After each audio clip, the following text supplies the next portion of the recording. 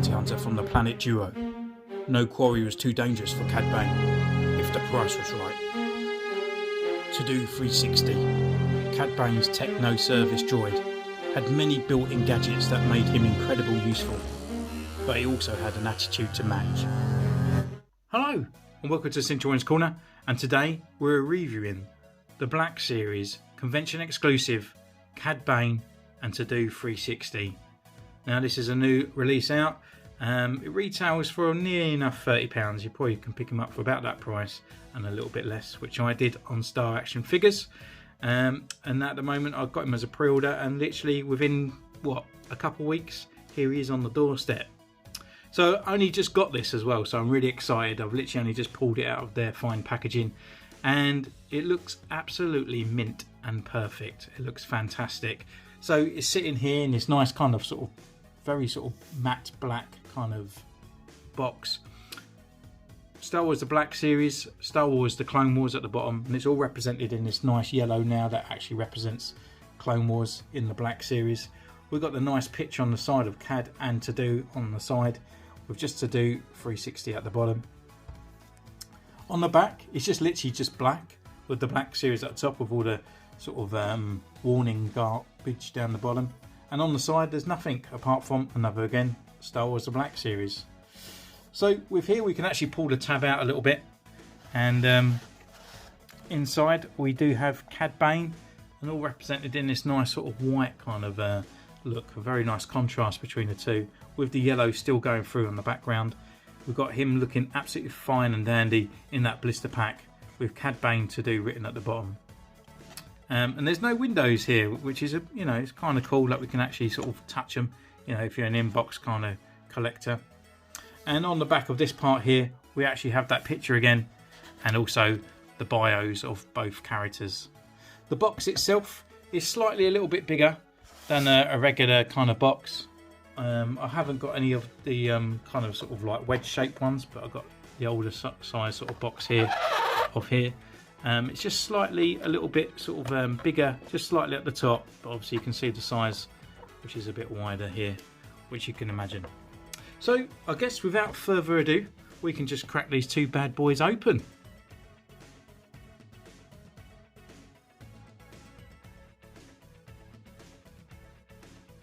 Okay, so here he is in his blister pack, and as you can tell there's nothing much there. It's just more in a kind of a more cardboard frame kind of thing. So with all this, he's actually kind of buried inside. I won't be able to pull him out for the first impressions, so I'm just going to go away, cut all these tabs, and come back for the review in a mo. But just looking at him straight away from a little bit more of a close-up, he does look fantastic. So we'll see you in a mo.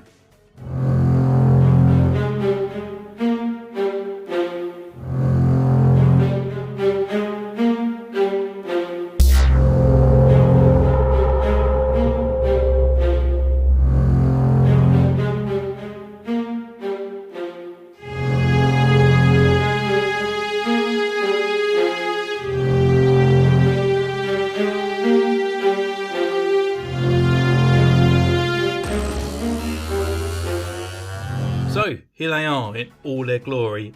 What can I say about this character? Well, first of all, as a figure, he's absolutely amazing. As a character in the Clone Wars, I grew to love Cad Bane. At first he felt a bit gimmicky, a bit of a bounty hunter kind of like replacement for Boba Fett. But the good thing about Cad Bane, he was never like a a joke character that's never going to get, slightly get his job done, but not. He always got his job done. And he was ruthless to the bone, and he was absolutely amazing. And he throws off, that kind of Western cowboy thing, which the Mandalorian tries to do. But God, I hope this guy actually turns up in the Mandalorian, because we don't know if he's dead. In the lost episodes of Clone Wars, Boba Fett actually shot him in the head, and he also shot Boba Fett in the head, and that's why he's got the dent in his helmet. But they're not canon, because obviously they didn't really get published in time, and Disney kind of cancelled it all. So he's still up in the air, I suppose, to be still alive. Unlike 360 down here, who had a bomb planted in him and got blown up.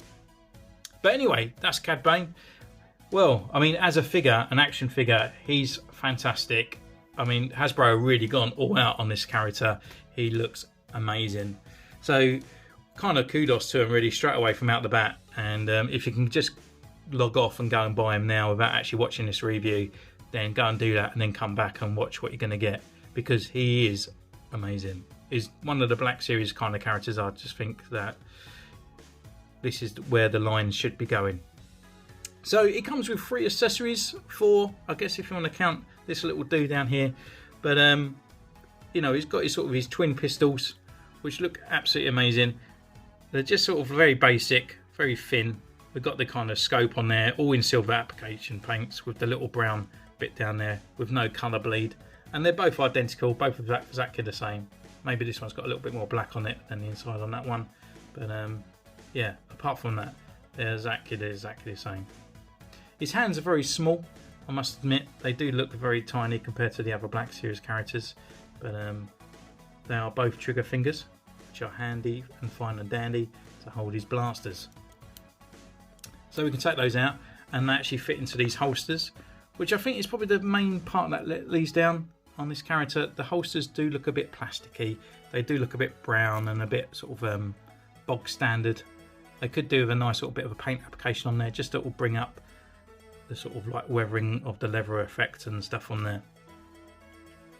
His other accessory obviously is his hat, which can be removed to show his nice fine tall forehead. But with the hat itself, it's made of a soft vinyl, got a bit of weathering around on the front, a bit of a windswept, the silver around on the side. It's all painted to the best standards of Hasbro, and yeah, that can just simply plug straight on his hat just to get that nice look of Cad Bane. And with that, we put Cad Bane to one side for just a moment. We'll just concentrate on little to-do 360. So yeah, it's just a silver droid. There's no sort of like weathering effects on there. It's all done in a nice sort of gunmetal silver. The yellow eyes are very sort of potent and very sort of shiny. And yeah, all the details on there all look fine. And he kind of comes across as that kind of quirky Clone Wars kind of animated look for the first sort of few episodes, because obviously it did get blown up. I think it's the one where they're trying to steal the holocron, and they put like Cad Bane put a bomb in him and obviously just blew up his little robot sidekick. But his head anyway is on a ball joint, so it can rotate, look down, look up, and kind of rock a little bit as well. We've got a rotation here sort of like at the waist, so we can actually sort of spiral around on this bit. His arms, they can rotate around, and that's kind of like on a small, very small ball joint there in the arm. His legs are also on a ball joint just there. There's no knee movement, and we've got this at the bottom that rotates, which is also on a little ball hinge. So for a little dude that hasn't really got much sort of meat on him, he's actually got quite a good sort of air of articulation, where he's pretty cool. So going back to Cad Bane, so what we just go through, as I always do with these ones, which are pretty special. I'll go through the actual sculpt itself first. So taking off his hat, that face is absolutely on point, and that blue really pops. The eyes are so red, they're amazing, and we just got that nice little snarl as well, with his teeth just showing. That really shows off that Cad Bane look. We've got this kind of breathing apparatus around his back on there. It's just done in that gunmetal. It does remove as well. It did pop out one side for me, so it is removable. You can just pop that back in. And then we have down to his sort of like jacket. I just find his jacket just looks a little bit like his holsters, just a little bit kind of off. Does need a little bit more weathering on there, just to bring in line these sort of like jacket sort of parts and all that on there. But nonetheless, it does get the look across. We have got this kind of extra little bag, his satchel bag. Again, looking very sort of plasticky and could do with a bit of a weathering job on there. And we have got that textured look over that as well. And there's the back look of his trench coat. Going down to his gauntlets though, this is kind of where all the detail and all that sort of kicks into place. So we've got the wires going up underneath the trench coat arm. And then we've got all the gauntlets on there, done in the gun metal as well, with the extra guns and wrist darts and everything on there. Same on this side as well, just showing it all off, looking absolutely fine. Underneath his trench coat we've got the same kind of thing, got the weathering going on the leather, down into his gunmetal bullets and stuff on his belt, and then down to the holsters. At the back we just got his bare trousers going into his sort of leather chaps, and again that weathering effect that's just slightly on all the sort of raised areas would look absolutely great on the coat, but they've only just done it on the figure itself. And then going down to these boots with the extra detail on there, looking pretty cool. And articulation wise really, so his head, we have got a rotation at the top, it does left and right, it is slightly on the ball joint as well, and then on his neck as well at the bottom. Keeps popping off a little bit, it's a bit annoying, I'll have to glue it in. We actually got a bit of a rotation and articulation down at the lower neck as well. His arms, they can come up this far and they rotate as well. And also inside we have a butterfly joint. Also underneath here we've got the rotation. We've got a long cut here so we can get a more than a 90-degree bend at the elbow. We've got the rotation at the wrist, and it's also on a hinge, and they go up and down, and that's on both wrists as well. So we've got the rotation, it's quite high up in his chest, up here. He can look down not far and back a little bit further than he can go forward. His legs can come up this far, they can come out this far as well, and they're not hindered by the holsters at all. He can kick back, not so much. It's got upper thigh rotation, just where the chaps kind of meet the trousers.